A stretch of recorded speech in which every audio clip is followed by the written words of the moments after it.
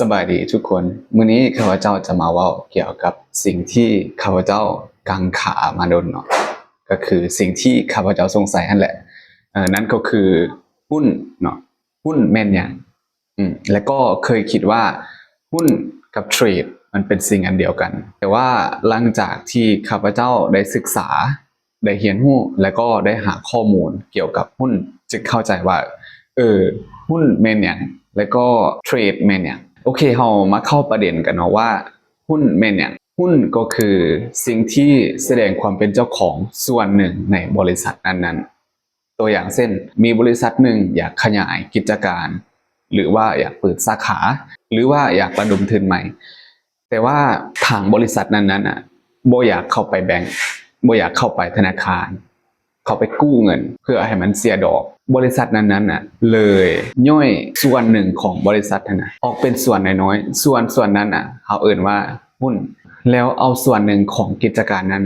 ไปขายอยู่ตลาดหลักทรัพย์เมื่อคนเขาไปซื้อในตลาดหลักทรัพย์คนนั้นจะเป็นผู้ถือหุ้นหรือผู้มีส่วนร่วมใน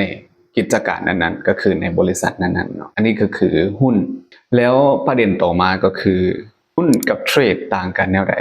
อันนี้เป็นสิ่งที่ข้าพเจ้าสงสัยมาโดนคิดว่า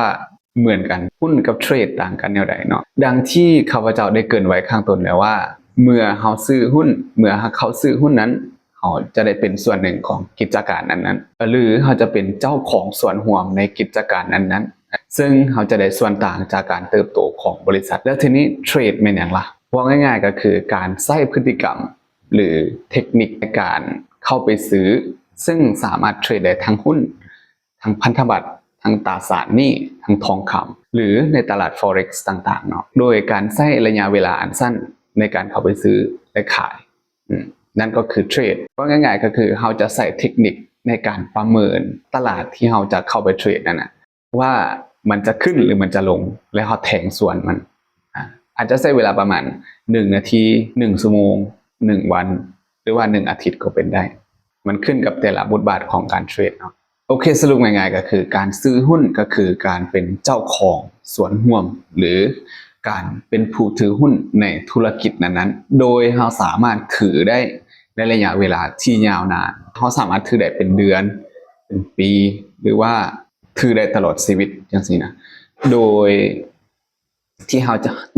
าจะได้กำไรจากการเติบโตของหุ้นนั้นๆและก็จากการปันผลส่วนการเทรดก็คือการใช้ระยะเวลาอันสั้น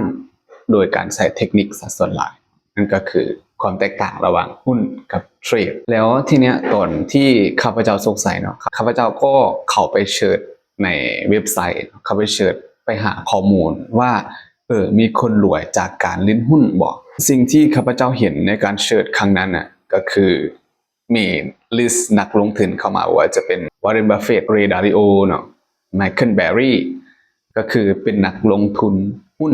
ระดับตำนานเนาะระดับเซียนก็ว่าง่ายก็คือรวยจากหุ้นเมื่อก่อนข้าพเจ้าก็เคยได้ยินแล้วแหละว่าสื่อของนักลงทุนทั้งหลายว่าจะเป็นเรย์ ดาลิโอวอร์เรน บัฟเฟตต์จังซี่นะข้าพเจ้าบอกคิดว่าสร้างความมั่งคั่งจากการเล่นหุ้นข้าพเจ้าคิดว่าเขาเป็นนักลงทุนบอกว่าจะเป็นแบบซื้อที่ดินอสังหาริมทรัพย์หรือว่าให้คำปรึกษาทางการลงทุนอย่างเสียนะข้าพเจ้าบอกคิดว่าเขา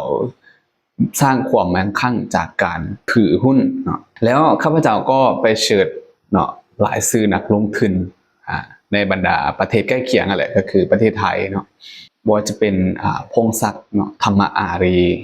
สถาพรงามเมืองผงหรือดร.นิเวศเขมวชิรวรากรนะสิแล้วก็ทุกคนเป็นคนที่สร้างความมั่งคั่งจากการถือหุ้นเนาะแล้วข้าพเจ้าก็เลยเกิดมีความคิดขึ้นมาเนาะก็เลยคิดว่าอยากศึกษาอยากหาความรู้เกี่ยวกับเรื่องนี้เนาะหลังจากที่ข้าพเจ้าได้ศึกษามัน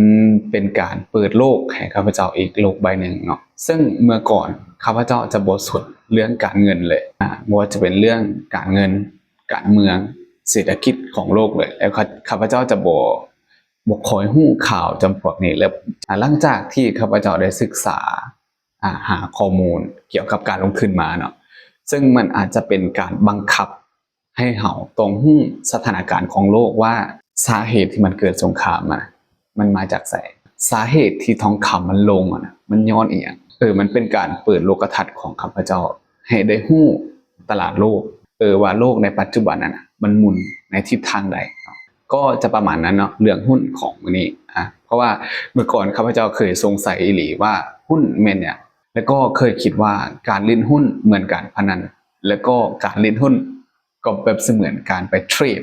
ก็บ่ได้ต่างกันหยังเนาะเมื่อก่อนเคยคิดแบบนั้นจนได้หาข้อมูลด้วยตัวเองแหละจึงได้รู้ว่าหุ้นมันแม่นหยังเทรดมันแม่นหยังโอเคเนาะแล้วฝากติดตามเนาะแล้วเจอกันในคลิปหน้า